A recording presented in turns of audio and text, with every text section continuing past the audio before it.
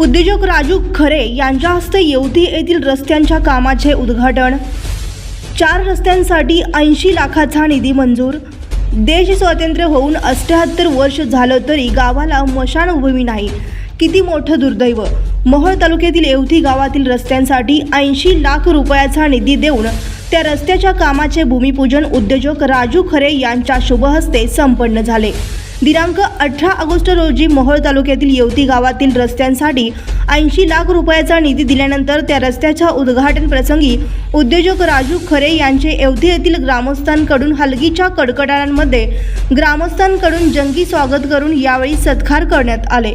यावेळी मंजूर केलेल्या रस्त्याचे उद्घाटन उद्योजक राजू खरे यांच्या हस्ते श्रीफळ वाढवून करण्यात आले। याप्रसंगी येवती गावातील ग्रामस्थ मोठ्या संख्येने उपस्थित होते। यावेळी जनसबूत न्यूजशी बोलताना पहा काय म्हणाले राजू खरे। हे गावामध्ये मोहोळ मतदारसंघातील येवती गावामध्ये कुठल्या रस्त्याचं आज भूमिपूजन झालेलं आहे? नाही, आज येवती गावामध्ये एकूण 4 रस्त्याचं भूमिपूजन पार पडलं। त्याच्यामध्ये 4 रस्ते हे शेतकऱ्याच्या जीवन मरणाशी अत्यंत निगडीत होते आणि मग त्या रस्त्याची नावं नेताजी बोंगळे शेत ते तुंगत नाला रस्ता खडीकरण करणे 20 लाख रुपये, पाटोळे वस्ती ते बोंगळे वस्ती रस्ता खडीकरण करणे 20 लाख रुपये, आबासाहेब राजगुरू शेत ते धनाजी बोंगळे शेत रस्ता खडीकरण करणे 20 लाख रुपये, येवती पापरी रस्ता ते सचिन कवडे शेत रस्ता खडीकरण करणे 20 लाख रुपये, असे एकूण 4 किलोमीटरचे खडीकरणाचे रस्त्यासाठी 80 लाख रुपयाचा निधी मी स्वतः मंजूर केला आणि त्या येवती गावामध्ये आज ह्या 4 रस्त्याचा भूमिपूजन सोहळा झाला।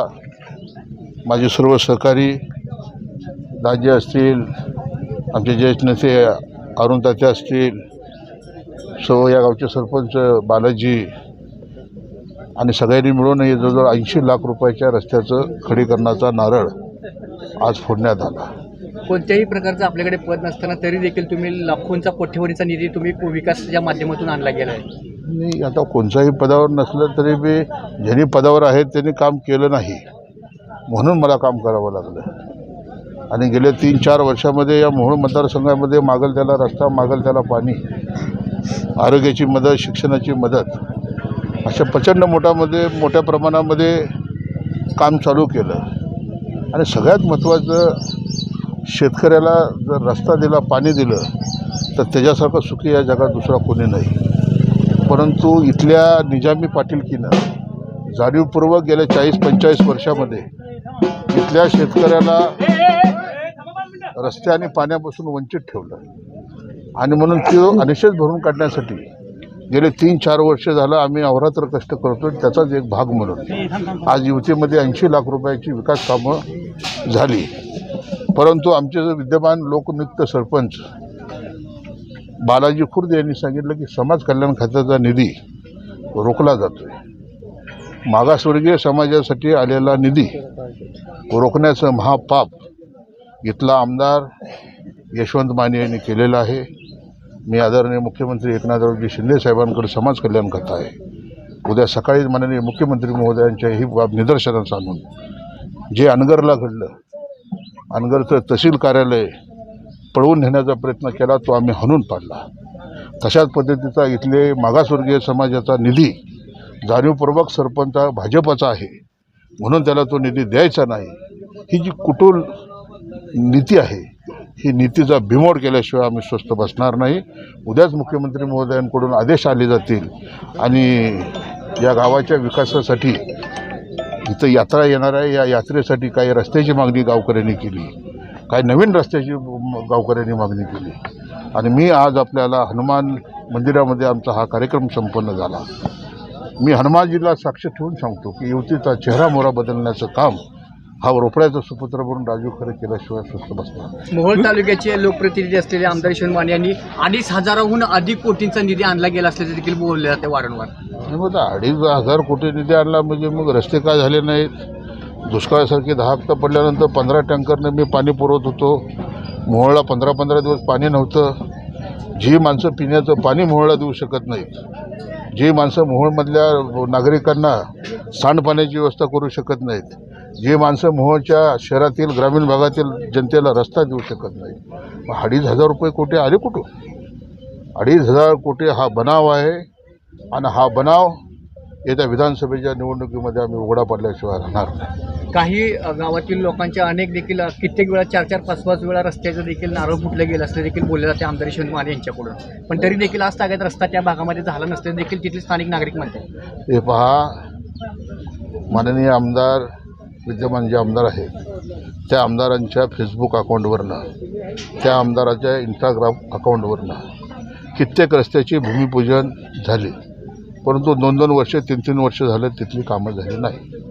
जनतेची दिशाभूल करणं, जनतेच्या डोळ्यामध्ये धुळफेक करणं, लोकांना फसवणं हा एकमेव धंदा या तालुक्याच्या विद्यमान आमदारानं आणि त्याच्या तथाकथित मालकानं ह्या मोहोळच्या जनतेशी जीवनाशी खेळण्याचं काम केलं, लोकांना उल्लू बनवण्याचं काम केलं, लोकांना खोटं बोलवण्याचं काम केलं. उदाहरणार्थ नरखेडमधल्या एका रस्त्याची 3 वेळा भूमिपूजन झाली, 5-5 बोकडं कापून आमदाराला, माझ्या आमदाराला लोकांनी जेवण घातलं, परंतु रस्ता झाला नाही. त्यावेळी ते चौथ्यांदा माझ्याकडे आले, त्यावेळेला मी 3 किलोमीटरचा रस्ता हा नरखेड गावामध्ये दिला आणि तो रस्ता पूर्ण झाल्यावर गावकऱ्यांनी हे सांगितलं की आमदारानं, माझ्या आमदारानं नारळ फोडला, 3 वेळा नारळ फोडून रस्ता झाला नाही, तिथं चौथ्यांदा राजू खरेला जावं लागलं.